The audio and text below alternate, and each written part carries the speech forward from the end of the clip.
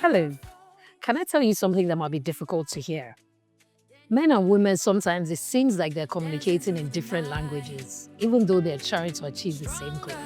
Bolder, moving with grace, owning her story, she's setting the pace. Step by step, she's breaking the chains, living her life, she's changing the game. Power and beauty, rhythm and soul. So you can imagine if that guy is now resentful of his partner and she's wondering why.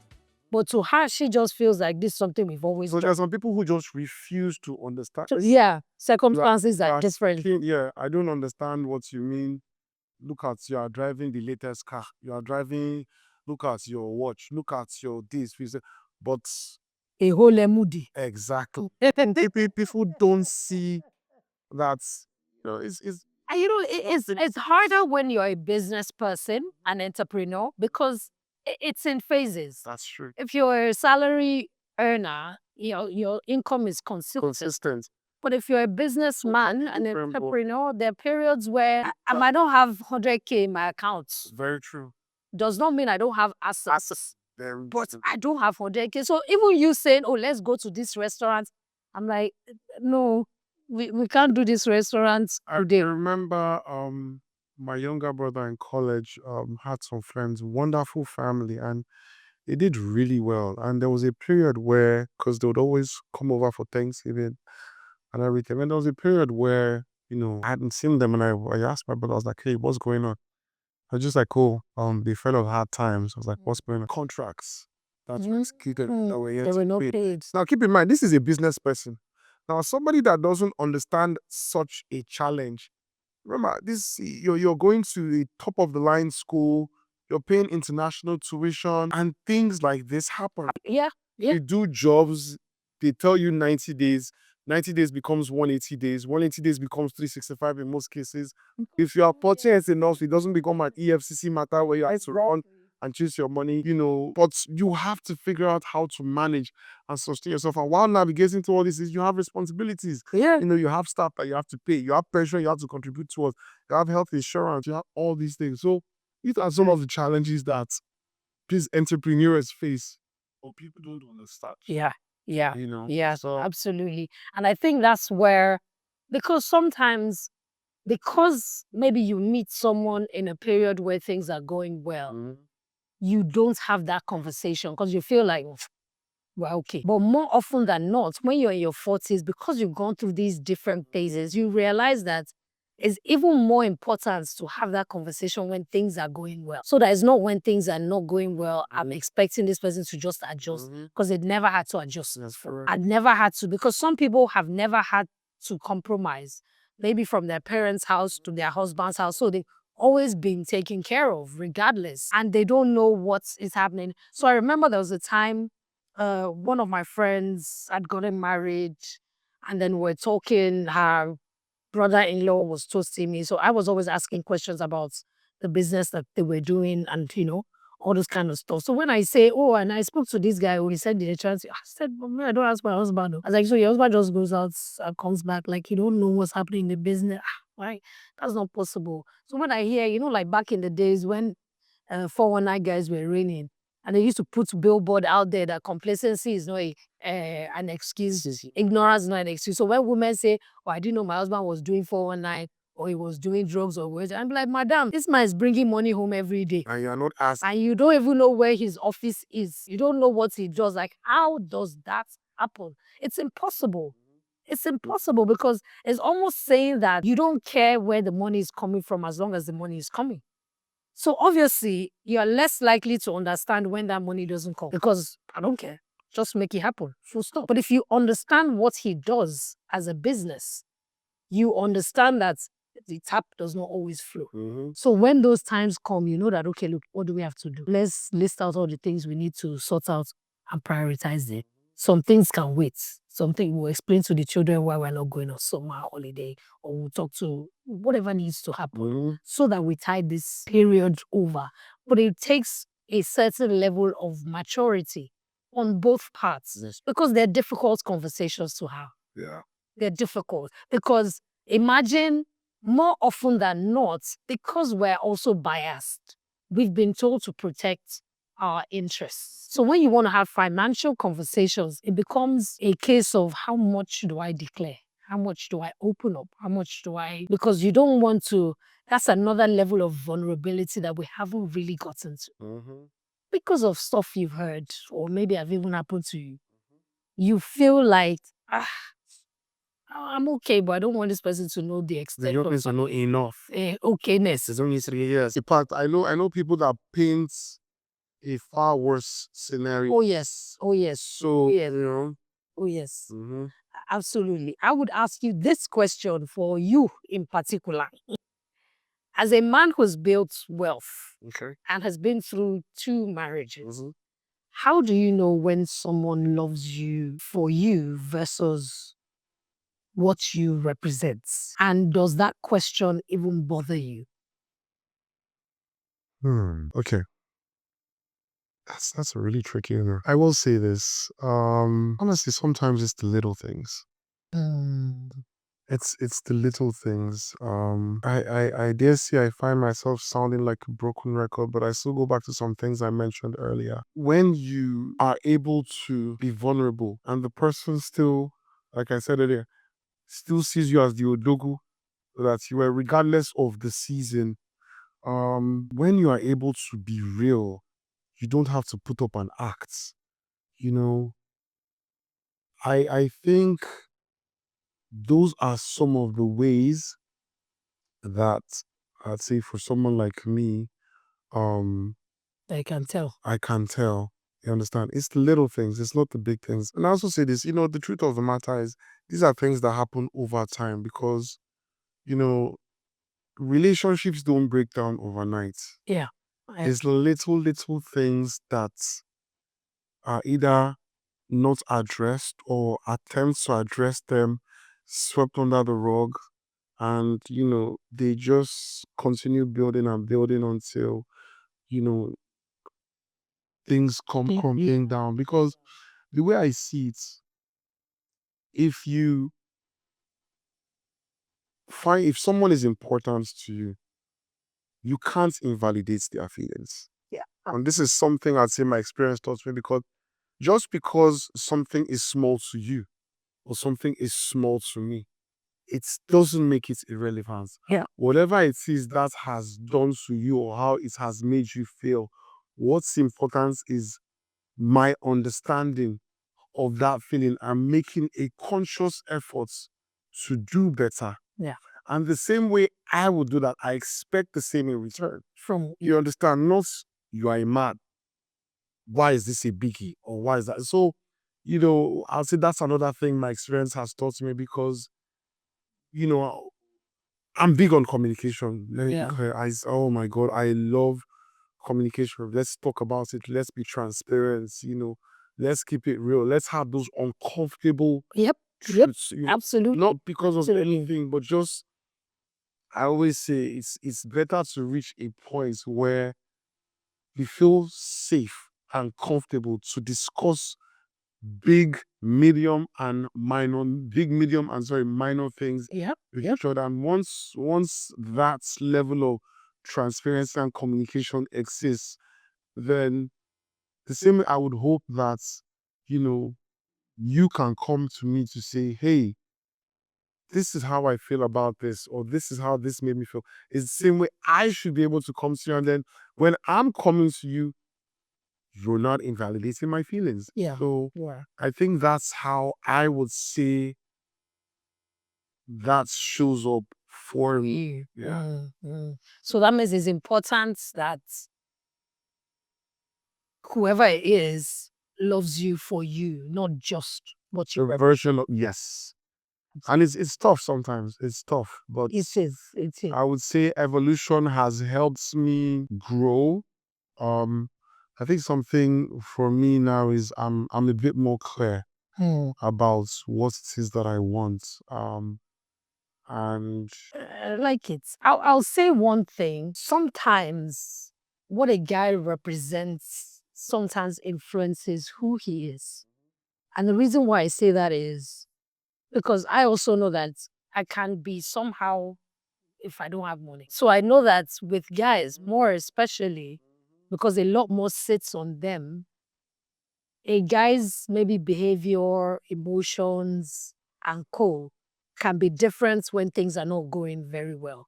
So that version that you might have fallen in love with. So let's say you marry this guy who's confident, who's all that, and a bag of chips. And then somewhere along the line, in the course of the relationship, things are not quite working well. And he's struggling with dealing with all that's happening. Sometimes as the woman, you don't know how to help him, especially if you don't have the money to help him. And you don't want it to just seem like you're just comforting him, but there's no solution per se. So you're just there saying, hey, don't worry, God will do it. It is where it is. But you almost feel like that's not helping him.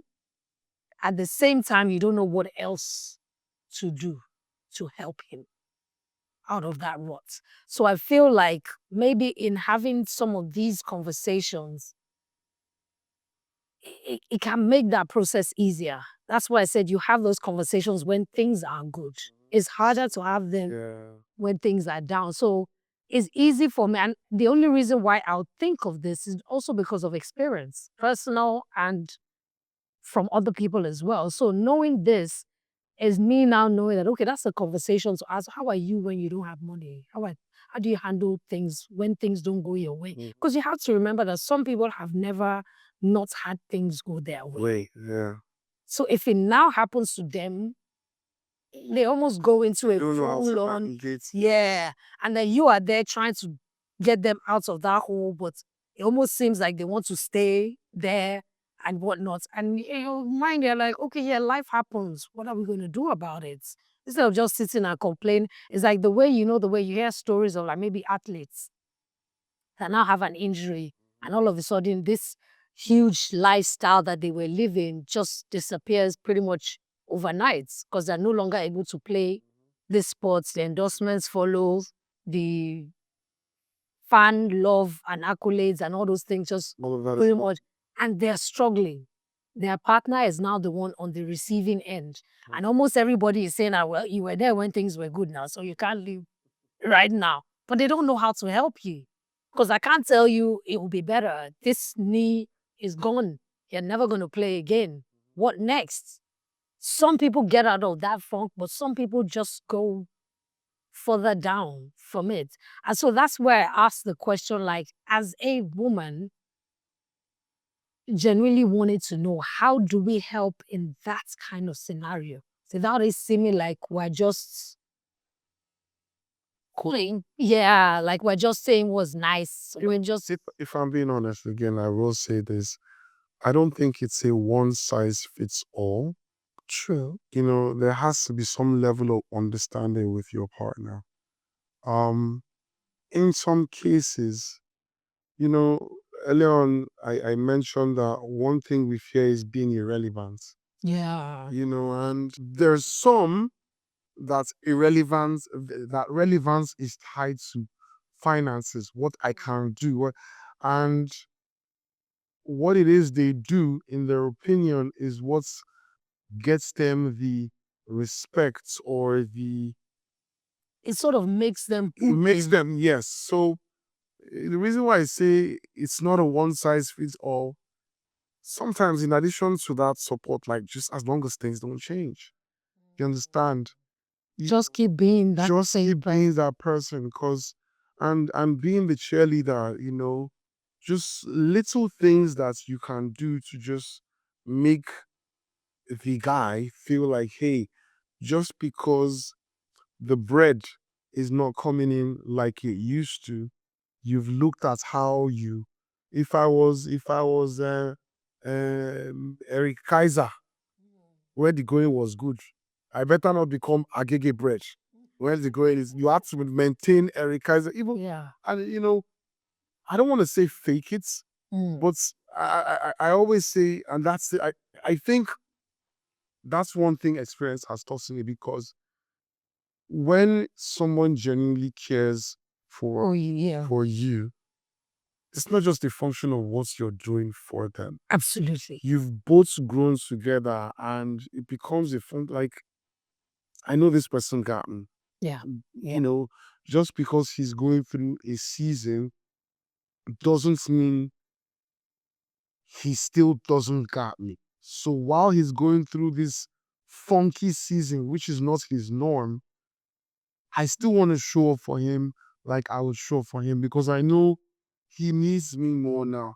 See, I read something or I came across this thing that talked about marriage and relationships. And I think it was a podcast. And it was basically talking about marriage and 50-50. And the lady said, the truth of the matter is two people comes together and that's meant to be 100%. At some points in time, one person can be giving the 100% while the other is bringing zero. At some points, it could be 50-50. At some points, it could be 60-20. Yeah, but what's important is to ensure that the unit is able to generate 100, Absolutely. regardless of who brings what. And when you just tie that into, what I said earlier, when the guy is going through his season, his punky season, for lack of a better word, This luck. you can say, yes, the little things.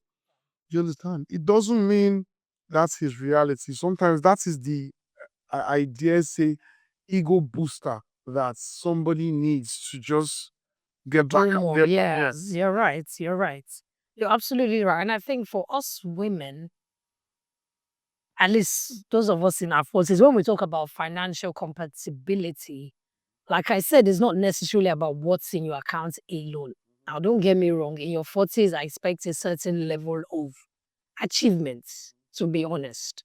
And this is not even trying to be discriminatory. There's a difference between being broke and not having achieved Anything, yes. brokenness is a phase. It's business is down, things are not going too well. But that I've not even gotten to that phase is a different conversation. And that's where compatibility comes in. Because in your 40s, it's harder to date too far down from where you are, both as a guy and a woman. Because you're looking at lifestyles matching, so to speak. So as long as I'm not dating someone who's not necessarily exposed. So of course you don't have to know everything or seen everything or experienced everything. Some things we'll experience together, some things I might have experienced and share with you, or vice versa. But for me, when I say financial compatibility, is that we have the same direction when it comes to how we want to build our finances. I want to save our finances. I want to spend our finances, regardless of how much each party is earning. And I think that's what it is for a lot of women in their 40s. It's not just about the guy being an odogo.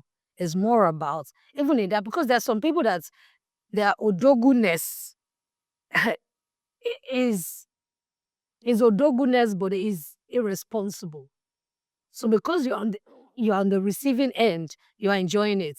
But the reality is it's irresponsible because they're pretty much spending as much as they're earning, if not even more than they're earning sometimes, without necessarily having like a plan B or whatever. So for us as women, when we think of financial compatibility, is not just that you're comfortable financially, is that how you spend versus how you earn, how you see money. So for me, money is a tool. It's a means to an end. I want to have money so that it allows me to have options. That's why I want money. I don't want to worship money. That's not the end goal. It's a byproduct of the kind of life that I want to live.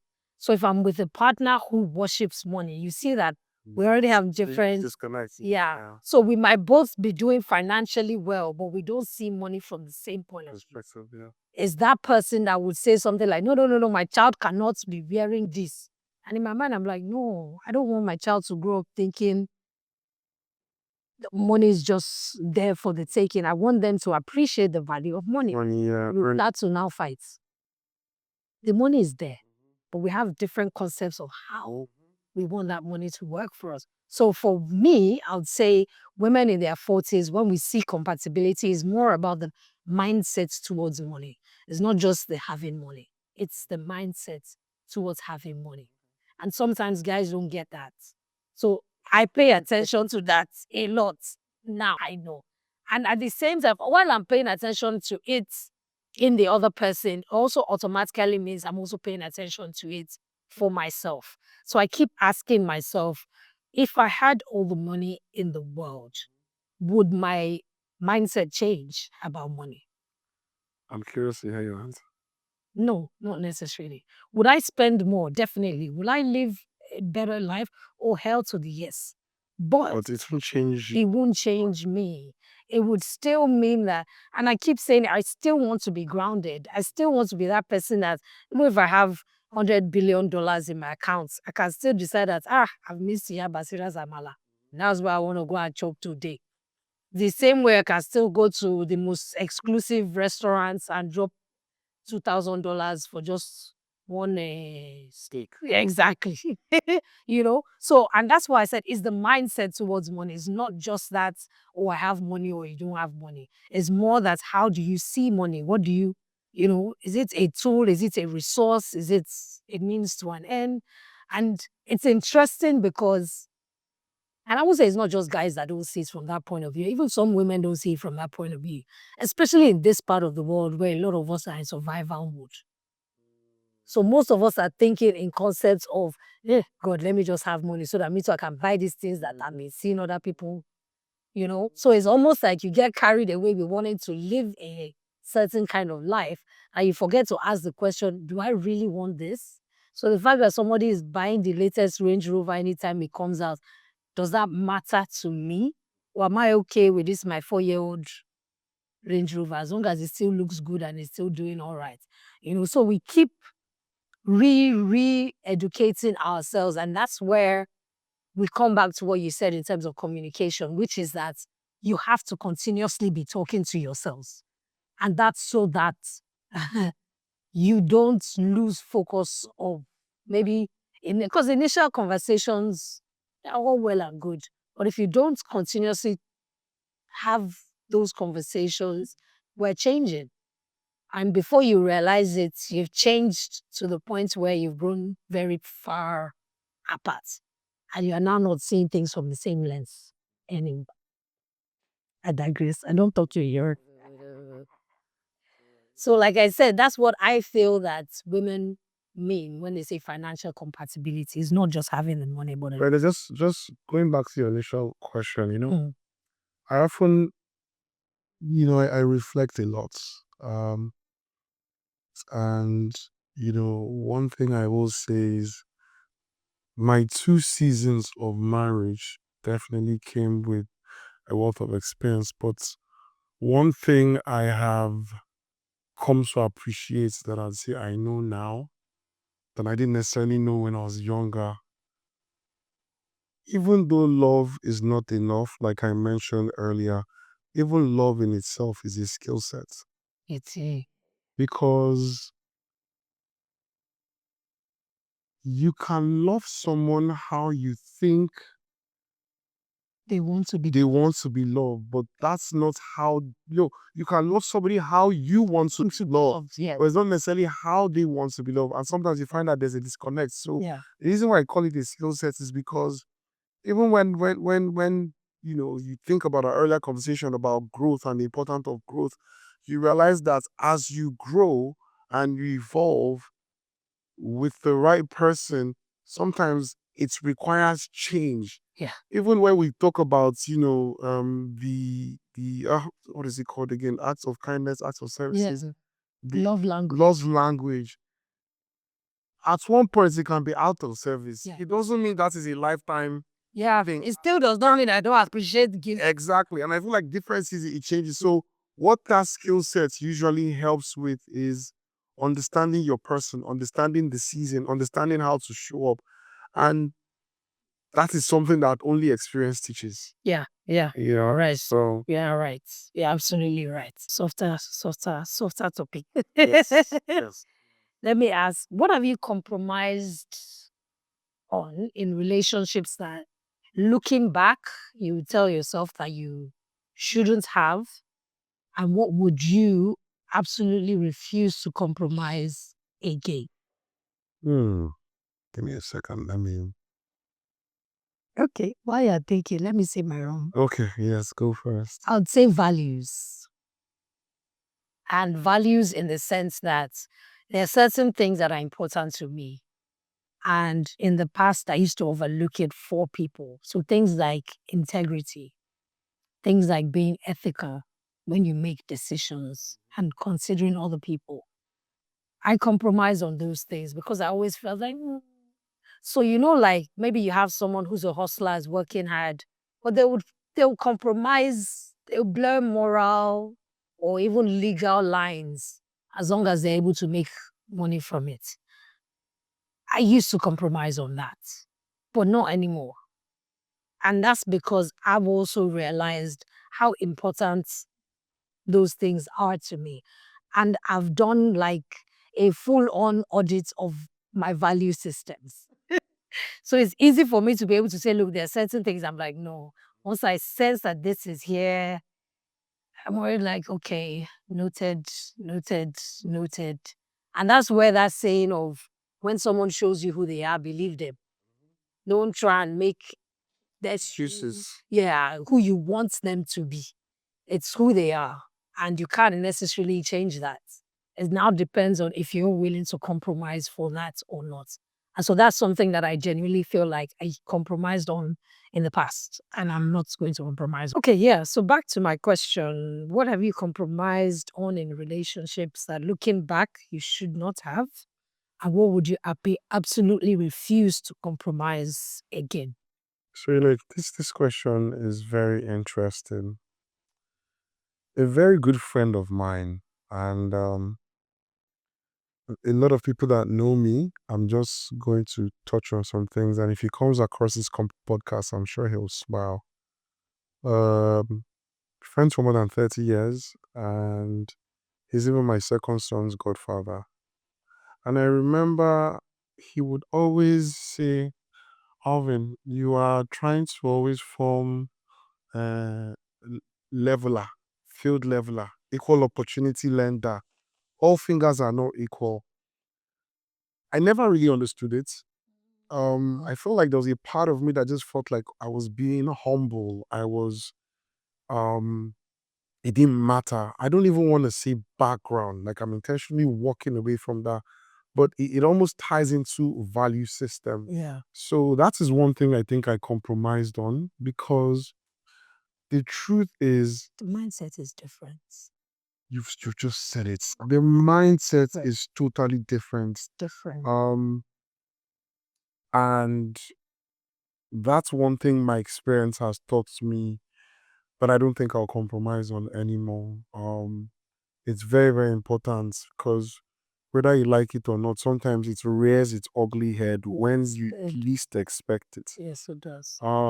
Something else, I would say I used to think that things will get better. It go better. So you're constantly optimistic. Yes, I used to be the optimist. I used to just, you know, just hold on to this belief that, certain things that reared their ugly heads or things that were problems. And I don't want to do finger pointing because it takes two to tango. Definitely. Um, So that things will just work out. yeah, Work things are themselves out. But once those things are problems and attempts to address them yield no results, I don't think it's something that one should compromise. I agree. Um, I agree. Also alignment.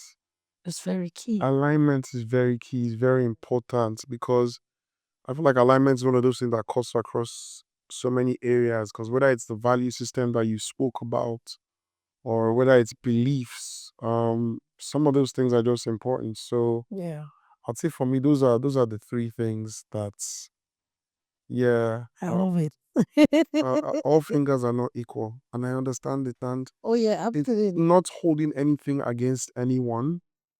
Um, it's just understanding the fact that if in the cutting phase some of those things are issues, they are only going to get magnified. Absolutely. Absolutely. So Especially if not addressed it's not addressed. from the early stages. Yeah, while I love love, I mean, I'm what you call a lover man. Oh my God, I was born in July. My star sign is Cancer. I say you love to love. I love people. And I think this is why, if I think of my experiences, I'm not going to come here and say I'm close to the idea of love again because I'll Ladies. tell you a funny story again. I remember um, after my first marriage broke down, my very good friends had an intervention. Like they sat me down. They're like, "Oh boy, you didn't mad? Like, what are you doing? Like, You why want to not do this again? again?" And everybody just felt like, I got away clean and, I want custody of my boys. So everybody just thought, what are you doing? Why do you want to do this again? But I'm just like, what can I say? I'm a hopeless romantic. I love the idea of love. I love, the family values. I love all of that. And, that's what got me diving headfirst into it a second time. So, I don't usually laugh about it, but I get what you. yeah. So just bringing my experiences from those two, Yeah. like I think I don't even want to say I'm more cutthroat, but I like what I like and I don't like what I don't like. Yeah. And I'm clear about what I don't like. So I'm become more vocal with. Yes. Yeah, No, absolutely. gone are the days when it go better. No. Yes. If you know better now, that means if you know good now, it cannot be better. Yeah, I get that. I get that. Okay, so I would ask, what do men consistently get wrong in their relationships with women in their 40s? Not individual mistakes. The patterns that men keep repeating that keep them from the connection that they say they want. If I'm being honest, you know what, fellas, I'm doing this for us. Yes, for the culture. For the culture. But I think sometimes we get comfortable. Yes. Um, and in getting comfortable, we kind of, I don't want to say we lose the plot, but we get focused on what we're chasing and forget that the efforts we put in when we started to woo and wow, You have to sustain. we have to feed it fully. You have to see if you're driving a car and have you to fill up maintain your it. tank. Exactly. Once You in a can't say while, I like, filled the tank yes, last you week. have, Why am I filling it again but this week? sometimes it's easy. We just, we stop doing the very things that made the relationship work in the first place. We assume presence is enough. Yeah. And it's not intentional. It's not intentional, but ah, I love that. yeah. I love that. That's a very honest answer. And I think from my side, to be fair, as you say, dear men, this is what women in their 40s get wrong about men, what we misread, sometimes what we project, and what we assume that gets in the way. I think for women in their 40s, because we've become so much more self-aware, let me put it that way, and we're also usually more financially stable, we can also get carried away in our comfort zone. And I've created a life that works. It's peaceful, it's comfortable.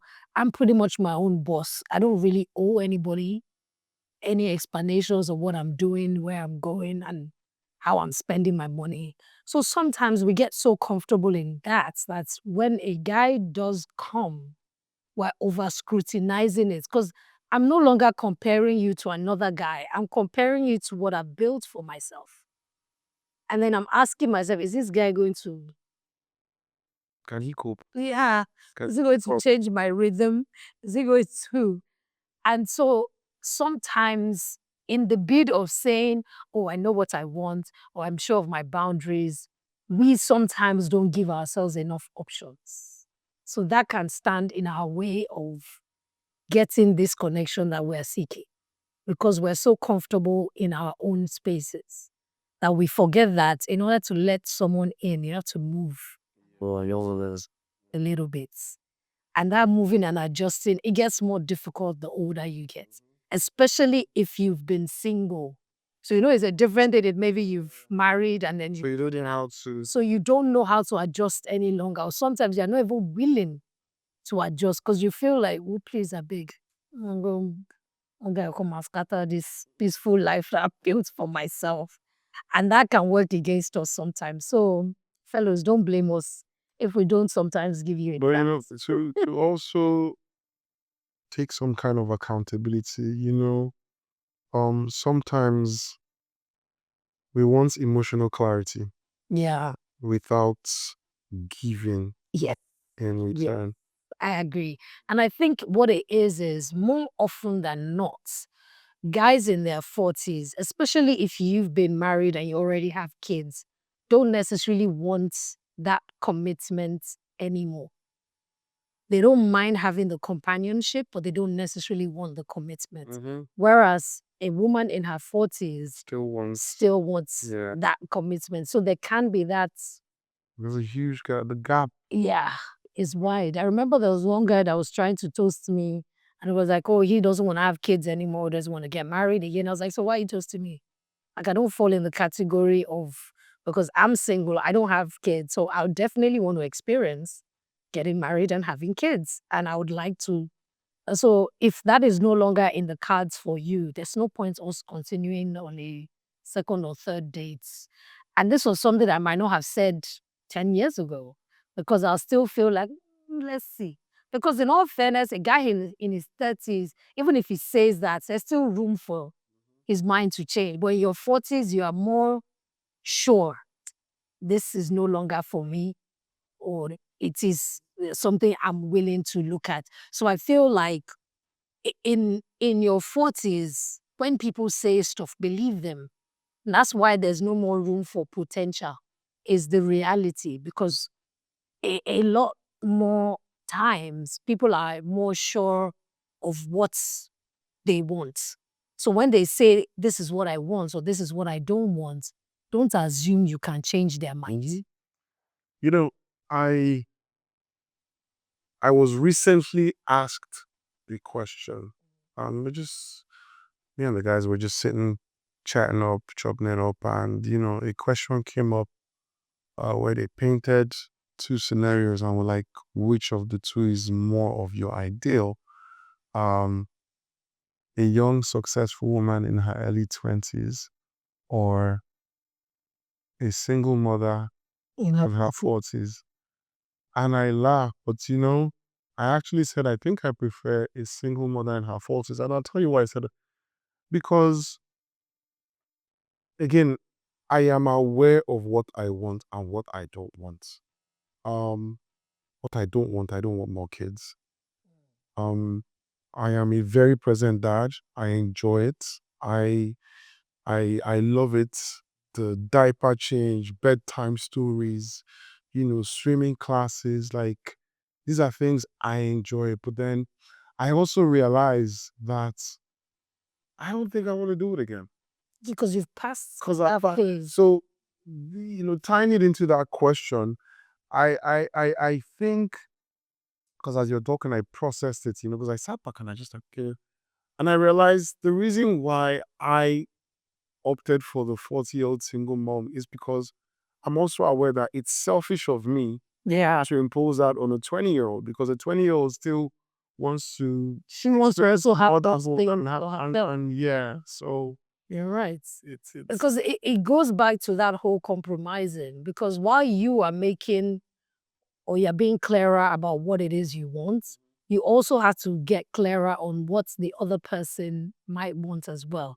And that might mean that sometimes when you say things like your spec might change or adjust a bit because you then realize that, okay, if this is what I have to offer, that means a certain category of people might no longer be in my dating pool. even understanding. Yeah. You understand somebody who's been a parent, whether Yeah. motherhood or fatherhood, the kind of conversations that we have It's different. is different. Absolutely. I can, and this is a hypothetical situation, like, imagine, just look at what happened right now. We're here having this. Imagine I'm on a date and my phone is blowing up or something, and And she's I'm like, taking it personal. and you're taking it personal. I'm like, hey, look, maybe there's some kind of emergency or something. I'm like, hey, you know what? I gotta go. Date I've got- or schedule.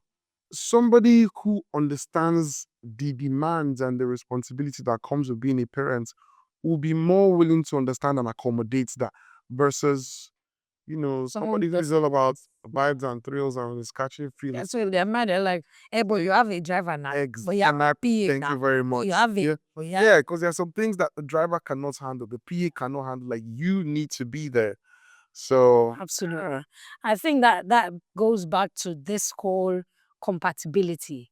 Yes, we spoke about financial compatibility, but there's so many different levels to this compatibility. Emotional compatibility, psychological compatibility. So that's why when you use the term of all fingers are not equal, I didn't think of it just from a financial point of view. exactly. It's more in the sense that we're all at different Places in our life. Thank you very in our life. Yes. So where I am mentally is different from maybe where the next person is. So I have to find someone who's at least in the same bandwidth. Might not be exactly on the same frequency, but we're in the same bandwidth. Equally yoked. Equally yoked. So when you start to seek companionship, and that's because your perspective has also changed. You're now seeking companionship, not just partner, not just a title. And you are no longer just feeling a void because you've gotten to the point where you filled that void for yourself. So now it's about someone who's adding to it. And that's why I say sometimes as women in our 40s, we get comfortable because we've sort of filled that void for ourselves. And then we're asking, do I really need this guy always around? Kind of vibe. So it's so interesting how our mindset shifts or changes as we get older, especially in the area of relationships. And this goes beyond even just gender relationships. Even in friendships, sometimes we change. We grow apart from people and all that. And that's largely because a lot of stuff is happening on the inside with each and every one of us. And they're not always happening at the same time or at the same pace. So it's so interesting. So I would say, let's ask this question, even though you've answered this, but I think more on a general speaking, not a polite answer, the real answer. Do men in their 40s really want to date women in their 40s? So let's put it on, let's say, an even playing field. A single guy in his 40s, does he want to date a single girl in her 40s? Okay, I'll put it to you this way. There's no one size fits all. I feel like there are a number of things that come into play. Okay. Maturity is not just Age. Oh, yeah. age. Oh, yeah. You can have somebody in their 40s that aren't mature enough to Haven't gotten. exactly.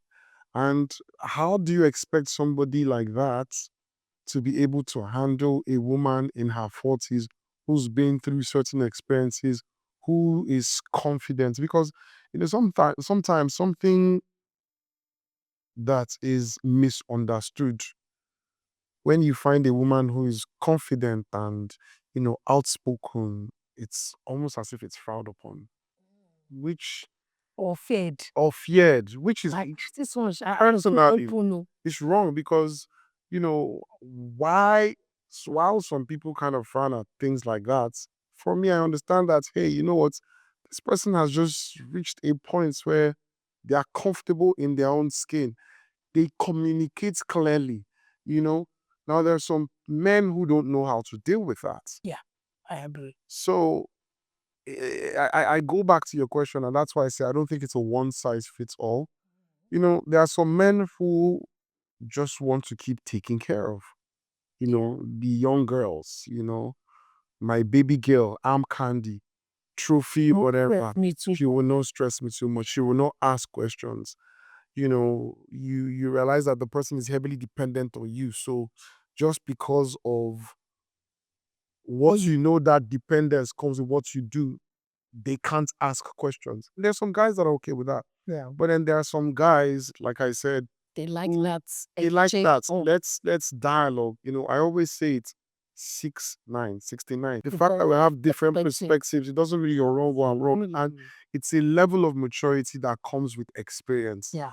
So again, there's no one size fits all. Some do, some enjoy it, but some also just love what comes with a matured, confident woman who is clear about what she wants. I agree. And I think that's where, for me as a woman, hearing that, it's sort of buttresses what I also think, in the sense that it's not a one size fits all kind of scenario. But we're also quicker to recognize when a guy can't handle all of our awesomeness. Because it's almost like, if I'm above your league, that's fine. I'm not going to dumb down for you. Mhm. I'm not going to dumb down for you. I might have done that a few years ago, but I'm no longer going to dumb myself Like down one settle. so that I'm more approachable for you. No. If my level has stepped up, that means the kind of guy who is going to toast me to his level 2 has to be higher than mine, so to speak. So I think what it is for us in our 40s, we've also realized that it's not really an age thing. And that's why, even if you go online now, you see that a lot of women are okay with dating younger men when they're older, because they're more comfortable now and they realize that it has nothing to do with age per se. It's more about maturity. So if a 45-year-old guy that is trying to toast me can't handle me on a mature level or an emotional level, but a 37-year-old guy or a 40-year-old guy, I would rather date that 40-year-old guy instead of trying to force fit myself into that. I want him to be older than me. And that brings it back to being more confident with yourself. Your skin, yeah. And you learns that. And because you're more confident in yourself, you're still able to respect this person regardless of age. Because it's no longer about how old this person is, but how they think, what they bring to the table, what kind of value are they adding maybe to your life or whatnot. So that makes it such an interesting concepts. Because it's no more about look, if you want to date 25-year-old guys, that's fine. I'm not a 25-year-old babe. I'm not going to try to be a 25-year-old. Even if I tried, I might look it, but I definitely don't think it or act it. There is worlds apart, so I'm not competing on that level anymore. And I'm not going to even try to. I've outlived that phase of my life. And that's what makes this journey even more interesting, because you're getting more self-confidence, awareness. All those things add to who you are. And it also adds to you not settling for less. Less, more, irrespective. It's, as they say, it varies from person to person. But you've just gotten to that phase where this is what you want, that's fine. That's not me. I'm not going to force myself to be that. Peace. It was nice knowing you. Adios. One And we piece. keep it So- moving. We keep it moving. And that makes it much more interesting. Now I'll ask a question. All these things that we've been saying, is a real partnership where both people are fully themselves, fully ambitious, fully present, actually possible? Or does something always have to give? I'll put it to you this way. I think it's possible. I love it. I think it's very possible. It still boils down to the two individuals.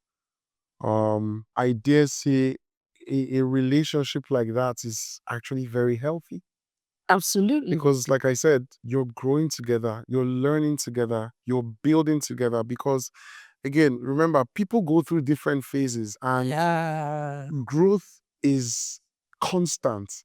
So to have the person that you are going through these different phases with, it doesn't get better. Speaking for myself, I think that would be the ideal It's situation. magic. It's magic. Yes. Absolutely. I agree. I genuinely feel that it's possible. And not just that it's possible, I believe it's possible for me. Mm-hmm. Because it's one thing for you to say, oh, it's possible, but maybe you say, "Ah, yeah, it might happen to other people." But I genuinely believe it's possible for me. It just boils down to me also knowing how I want to show up in a relationship. Because it's very easy to have what demands you want from the other person. But very rarely do we ask ourselves, what are you willing to give? What are you willing to put into this relationship? Because I can say, oh, I want intentional dating, but I expect it's the guy that is intentional because he's the one chasing me. But on the other hand, he's also looking to see if I'm interested in him like that. Because it's one thing to say, oh, I want a committed relationship, but my actions might not convey that I want a committed relation, or at least from him. So I might want a committed relationship, but not necessarily from you. Those are two different things, you know. And sometimes as women, we forget that we're not the only ones observing. Guys are observing as well. Because you are looking out for certain things, he's also looking out for certain things. So he might have approached you to say, oh, I like you, I want to date you. But in that, I want to date you, he's checking out certain things. Yeah. So we also have to be conscious of that, so that when we show up, we're showing up in our true selves, and we're showing up in the way that fully represents who we are and what we are about. And I think that's what makes the difference as you get older, at least if you're doing self-reflection and learning from your experiences, is you start to ask yourself, the versions of me that have gone through maybe some of these bad relationships, is that the version of me that I still want to carry into future relationships? Because certain things trigger, it's like chain reaction. So you might have gotten a version of someone based off of things you did or didn't do, you know? But as you get older, you realize that, okay, maybe this is not necessary. Yeah, adjust here. And so I always tell people that if I date someone and the relationship doesn't, of course, if the relationship ends, I'm not just looking at what they did to me. I'm looking at what I did in the relationship. Because I'm asking myself, What you could have done different? yeah, You is there do this things different that maybe, yeah, I could have done, handled differently, or, you know, or and if I review and it's like, no, you did the best that you could and it's still fucked up. Okay, that's all right. We'll keep it moving. But more often than not, if you're being honest with yourself, there's usually something that could have been done differently. There's usually something, because we're not perfect. We're human beings. True. And you keep learning. Learning Yeah, and you keep evolve. learning. So I'd say, with your experience, having been married twice, you're still here, still standing, still believing in love. What is the most important thing that you understand now about love and relationships that you probably didn't understand at maybe 30? Jam question. Okay. I think I kind of briefly touched on this earlier. I think so too. Things don't happen overnight. Yeah. Little things happen over time that become bigger things, and it's important not to Let them become bigger. let them become bigger. Sorry don't for think- finishing your sentence. No, it's all right. No, it's all right. Well, you know, the other thing I'll also say is, and I touched on this earlier, love is a skill set. I don't think I knew this in my 30s. I love that. I definitely did not know that in my 30s, but it's something that age and experience has taught me to deal with and to manage. Yeah. And the final thing I would say, like I mentioned earlier, I can't stress the importance of communication. Yeah. Yeah. Communication is extremely important. And, you know, one thing that taught me is, just because something is perceived as not being a biggie to you, a big issue, as long as it's being communicated as an issue, you know, it's important to make a conscious effort to try to address it, to try to learn from it. And the last thing I will say, is it's one thing that you hear them talk about in counseling classes, in marriage therapy classes, Yeah. but forgiveness is extremely important. Oh, yes. You know, it is people, you know, people really don't understand how important it is, because, you know, when you think about it, even your siblings, you know, your siblings get under your skin. Oh, all the time. But there's something about the blood you share that allows you rise above whatever differences that you have. Absolutely. And it enables you to just forgive and move. Like my kids, in fact, I dare say, when I talk about forgiveness, you have to forgive like a child. Yeah. Because, All the you time. can scold a child and they can be angry. Like I have two, my two sons. I've been dealing with the teenager and trying to learn to navigate. But even at that, I can scold him for something and he's frowning his face. And by the time we leave church, Just what it. get home before night time. So in fact, we keep it 24 hours. And I think forgiveness and that communication go hand in hand because again, once you've communicated whatever it is your grievance, whatever the issue is, and you understand that, hey, even though you didn't mean something a certain way, this is how it's made the person, you learn from it, and then you apologize, and vice versa. Yeah. The apology has to go with a willingness to change. to forgive. Absolutely. In one of my groups with a couple of my friends, all do well, all professionals and they're all right, spread across. Let's see, there's one in Saudi, the two in the States, Houston, Seattle, actually three. One of them in Boston, who's like a Harvard professor, and another in the UK. And there was a conversation that came up, and it's a safe space. Guys, don't get at me for bringing up our conversation. But we're just trying to understand marriage and the vows and love. And while going through the back and forth, one of them asked Meta what it is that love is when the Bible talks about loving your spouse like Christ loved the church. Yeah. And I tie this into forgiveness because the church is imperfect. You understand? Like we as humans, we're not perfect, but We're not created to be we're not. perfect. Yeah, but Yeah. even in our imperfection, God has this unconditional love. We do things and we pray for forgiveness.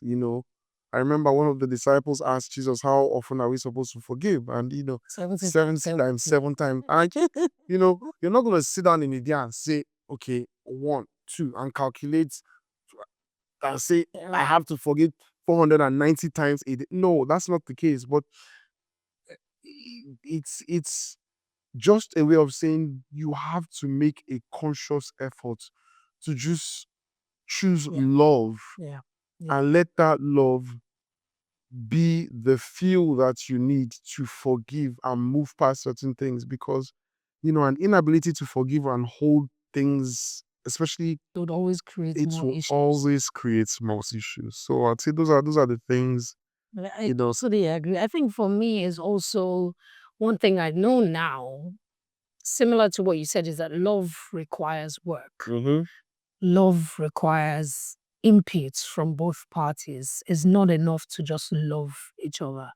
You have to feed that love continuously for it to continue to thrive. Because otherwise it will die. And I loved the analogy you used about when you get a car. So you bought the car, it doesn't mean you're not going to buy fuel, to maintain it, you're not going to service it. For that car to continue to serve you optimally. And that's the same thing with relationships. You have to work at it. That's why sometimes when you hear certain couples who say things like, oh, we have date nights once a week or once a month, that's their own way of keeping things alive. Yes. So they know that life would happen, the responsibility of maybe children, family, work, career, and all those kind of things, those things will happen. But we have to intentionally set a day aside for us to just be us. Just be Mr. A and Mrs. B. Yeah. Not mommy this or daddy this, MD of this, or guy of this, or And that's one of the biggest realizations because sometimes we can get comfortable just in the knowledge that, but this person knows I like him now, or this person knows I'm there for him, without continuously putting in the work to show that I'm still as invested in this as I was in the beginning. And I think that's maybe would make the difference. I would have said, I wanted to ask a question, but I think that we've sort of answered it with this one because I was going to say, oh, what would you have said to your younger self with what you know now as regards relationships? But I kind of feel like now, you feel like Love is not enough. love is not enough. Is not enough because, The truth is, our concept of love then is even different. and in addition to love not being enough, choosing a partner requires the hard conversations. Yeah, yeah, You know, yeah. and I dare say it goes beyond superficial things. Oh, see, I tell people that the older you get, the more your spec flies out of physical spec at least. No, because my younger self, my God, like, I think I wanted to walk into somewhere and they look at my wife as the hottest thing since sliced bread. Those were the things that mattered to me, but now I realize, alignment, is very I important. wanted a guy that knew all the clubs. You see? Yeah, Okay, imagine me being married to that kind of guy now. And then it's like, I don't understand. Why are you complaining? But yeah, so need I love it. to just, yeah. So, say for the person listening right now who's in a relationship that is comfortable but not fulfilling, what would you say to them? Because I feel like that's a space where some of us don't know how to navigate out of. We're comfortable, we're okay, but we're not fulfilled in our relationships. But because we're comfortable, we don't think we should rock the boat. It's interesting you say this because comfort is a very dangerous thing. Yeah. And I think sometimes people choose comfort over the fear of the unknown. Yeah. So the only thing I would say to that is have the uncomfortable conversation. Mm. Until the conversation is hard, you might think it's uncomfortable, but Yeah. when you make the decision to have that conversation, you might just come to realize the two of you were thinking along the same lines, but it was just a matter of expressions, come out first to express. This one, the man is money. Money, please come. And that's the only thing, Yeah. and it's okay. Just because you've spent a certain amount of time with someone, if you feel like it's not going anywhere, there's absolutely nothing wrong in stopping, restarting. Yeah. Take the experience that you've learned from that experience, work on yourself. And be honest with Be you. honest to yourself, Yeah. about what you can tolerate, what you are not willing to compromise on, and go into the next situation with a better understanding of just what you're not willing to compromise on. Yeah, because sometimes when you hear stories of people that have been married for 25 years, 30 years, 40 years, divorcing. When I was younger, I used to say, if I stayed with somebody for 25 years, we died here. We're not going anywhere. But the older I got, the more I realized that sometimes those 25 years could have been 25 years of what met needs. It could have been 25 years of maybe one person compromising on the other. Could have been 25 years of one person just sweeping their own desires under the rug to please another person. And they get to the point where they're just like, I'm done. I can't do it. I can't do this no more. I remember I was telling someone a story that I'd heard a few years back. This woman went for Mugo in the States for her daughter. She traveled to America. She lived I think maybe they lived in the village, not village, but they lived in the East, not in, Village, I think not village, yeah. it's not the city. Not city per se, but yeah, semi-urban, maybe. So she went to America to go and take care of her daughter's baby. In the process, she always used to, there was a park just right in front of her daughter's house. So she always used to go there during the day with the baby, just enjoy fresh air, the sun, and just to go out and walk around. So there was this white guy that she met. And they always used to jam at the park. Kitty was an older guy, so they would just sit and gist, oh, your granddaughter, or. So that's how they started conversing and became very friendly. A few months down the line, the woman told her children, say, I'm not coming back, oh, I found husband. She had a husband, she left her husband in Nigeria.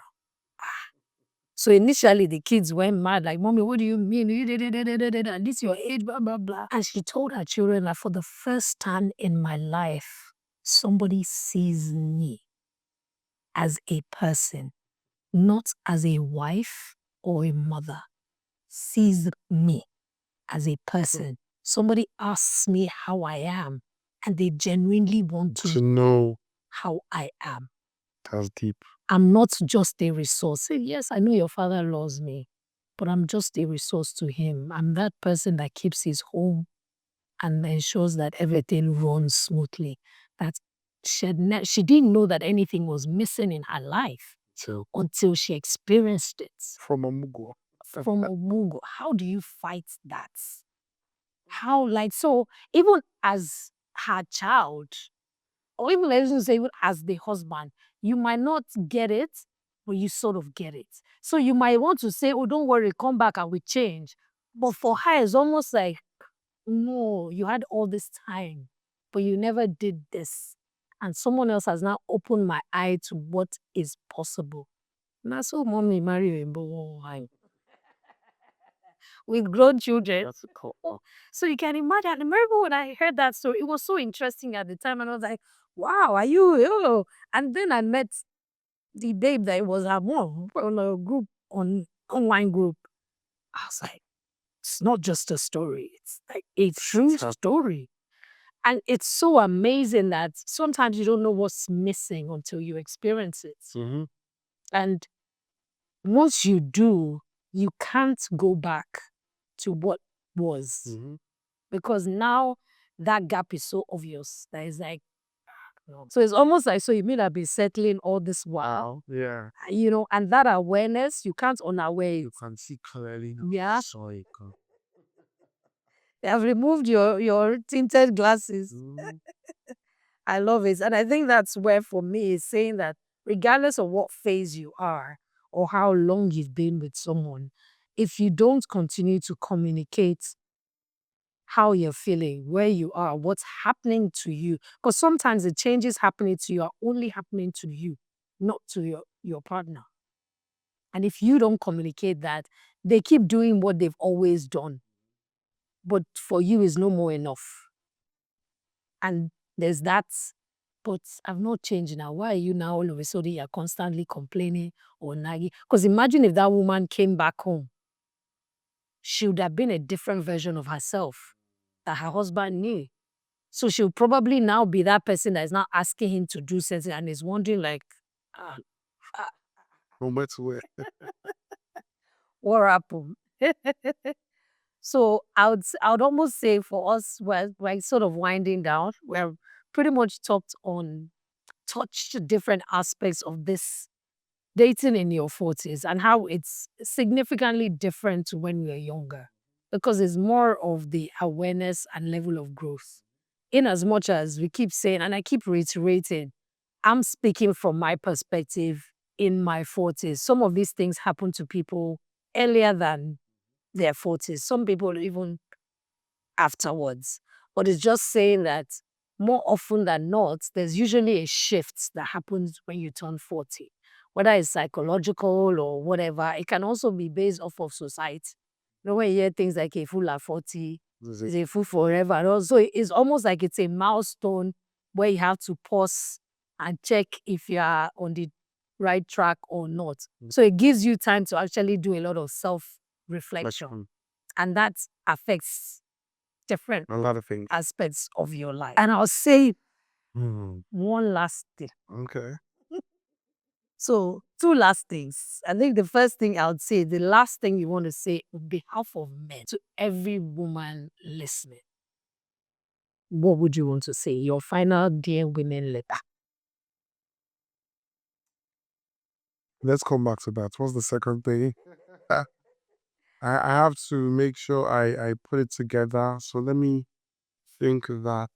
I would say for women, it's more that we want to be heard. So as much as it might seem like we're complicated, and yes, we can be complicated sometimes, but more often than not, we want to be heard, not just listened to. We want to be heard. So I want to say things that you actually hear, not just with your conscious mind, but with your unconscious mind, so that it stays. And that's the only way I can know that you really see me for who I am, not the idea of who you think I can be. So if you say you like this girl, Temitope Dania, you have to know who Temitope Dania is.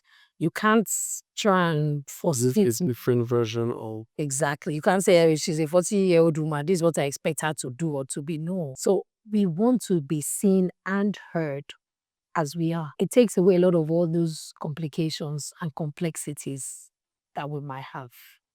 Just if you put in the work to be there when you are there, be present when you are there, it makes a whole lot of difference. You get a softer babe. You get someone that is more able to sit in her feminine energy. Because you have to also remember that women in their 40s have probably had to fight for a lot of things to achieve the things that they've achieved, whether career-wise, personal lives, and all those kind of things. They've had to sometimes sit in their masculine energy to achieve a lot of these things. And for us to let go of that, have to feel like we have to feel like this is where I can actually take off this cape and be a woman, so to speak. And that means that you hear us when we speak, not just listen to respond. And that's why when we argue, we usually go deeper because we want it to hit home. So sometimes it might seem like we fight dirty, but we want it to hit home because we want you to hear us, not just listen to respond. Hear us when we speak.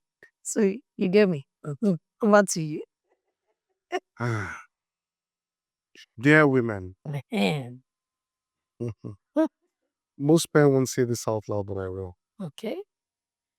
We don't always get it right, True. you know. But many of us are trying.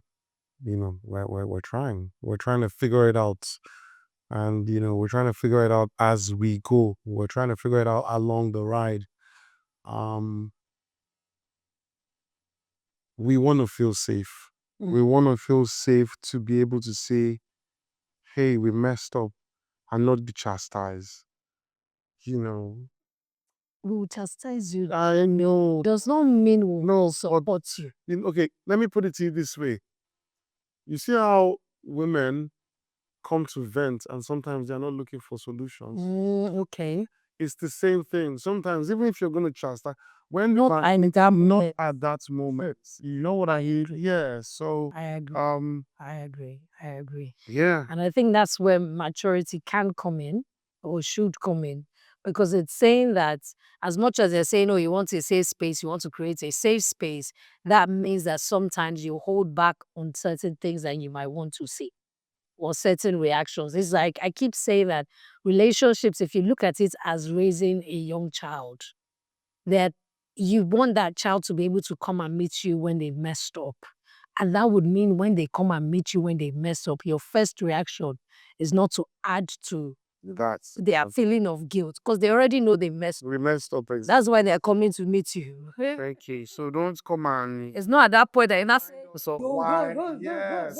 you're right. You're absolutely right. It takes a lot of work. I can't lie.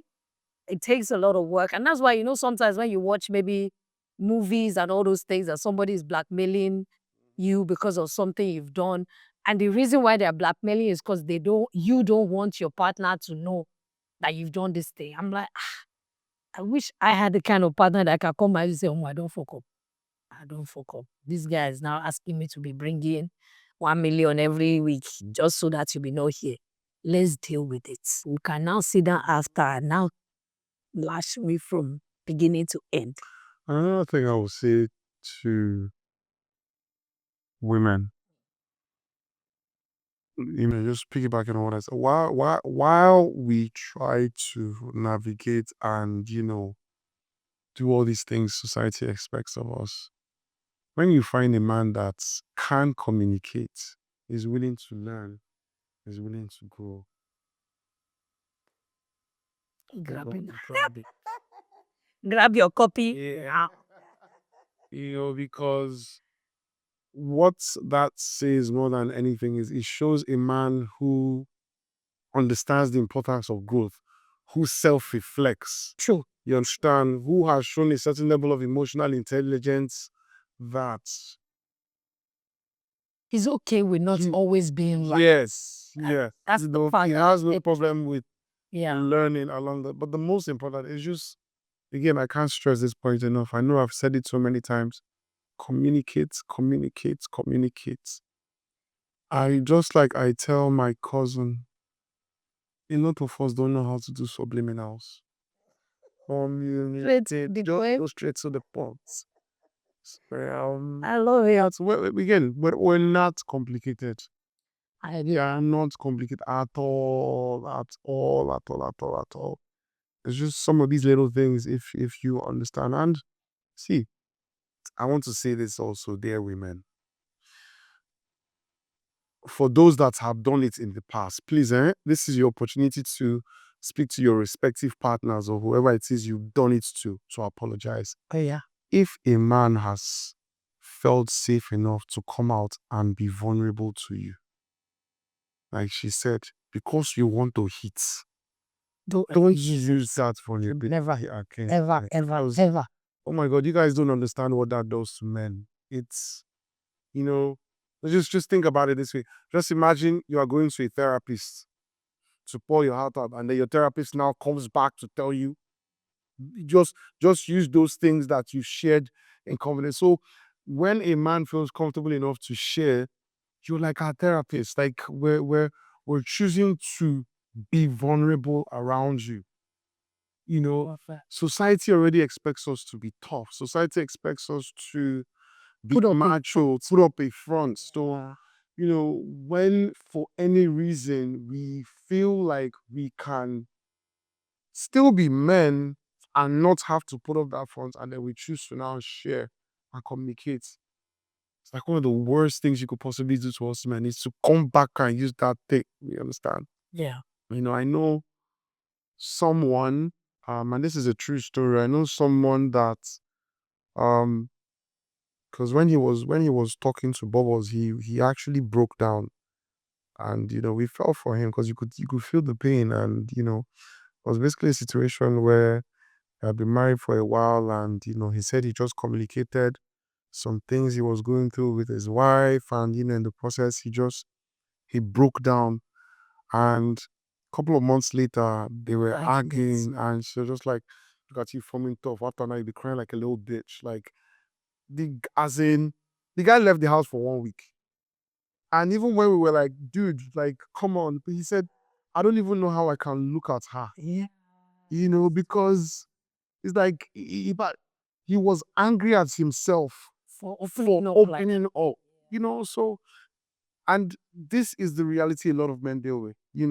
It's tough. Whether it's with your girlfriend or your wives, you just feel like, okay, you can open up, and then it comes back to bite you. Cool, easy. Easy. Even the gentleman behind the camera is laughing because he knows it's true.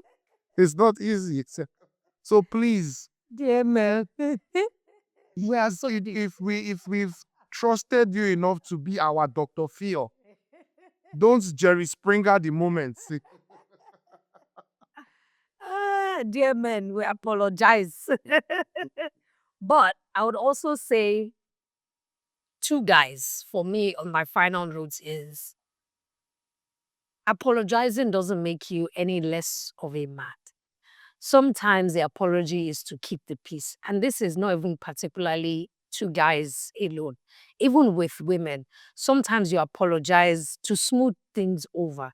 And it's not to sweep it under the carpet. Because I'm a firm believer of having those difficult conversations. So I might not be ready to have that conversation now, but I don't want this tension. So it's like, no, babe, I know that I might have upset you. I'm sorry. If you are ready, when you are ready to talk about it, we'll talk about it. But for now, I'm sorry, whatever it is I did that. Even if it's to joke about it and find a way to at least make that person feel less upset or anxious or whatever the case may be. And for us women, sometimes take the small wins. You don't always have to win the war. You can just win the battle and be okay with it. Save the war for another day. We'll be all right. That's a good We'll be all right. Yes. My people, if you have stayed with us this far, thank you. That means you have genuinely enjoyed this conversation, Yeah. and hopefully I would hear from you. Please comment, like, share, subscribe. Like I say, we love hearing from you. This is our perspective. It will be nice to hear your perspective and other things that maybe we spoke about that either resonated with you or you might not have agreed with. Please feel free. It's a sharing space. It's a learning space. More importantly, we're here to learn from each other. I keep saying, I want to find my tribe and my tribe will find me. I can only find my tribe if they let me know. Say they are in my tribe. They are part of my people. What I'm saying makes sense or it resonates with them. It's been fantastic having you here today, Alvin. And I'm so grateful that you didn't hold back because this needed to be a very honest conversation because we feel like as much as we say, oh, self-awareness, we're more vocal, we're more this, there's still a lot of things that we don't necessarily talk about. And I feel like this platform is a good opportunity to be able to at least start having these conversations. We're not going to talk about everything overnight, but we start having these conversations and we make it easier for other people to also have these conversations, knowing fully well that we all basically want the same things. We want love and companionship at the heart of it all. What shape or form that would come in is what would vary for all of us. But at the heart of it all, we all just want love and companionship. We want to feel seen, want to feel supported, and we want to feel like this is my person. This person has got my back through thick or thin. Those things sound nice, but the reality is through thick or thin, it takes a lot. Some of us are there for better, but not for worse. So we have to also be honest enough with ourselves to know what it is. That's why I said it's good to know what it is you're willing to give as well. Not just what you expect. What am I also willing to put on the table? So thank you so much. It's been fantastic having you here. Yes. And hopefully, maybe we'll find another conversation. I will ginger it in. I'm one phone call away. Holla. Holla. All right, my people. It's been fantastic being with you here today. Love you all. See you on the next episode. Bye. Mwah.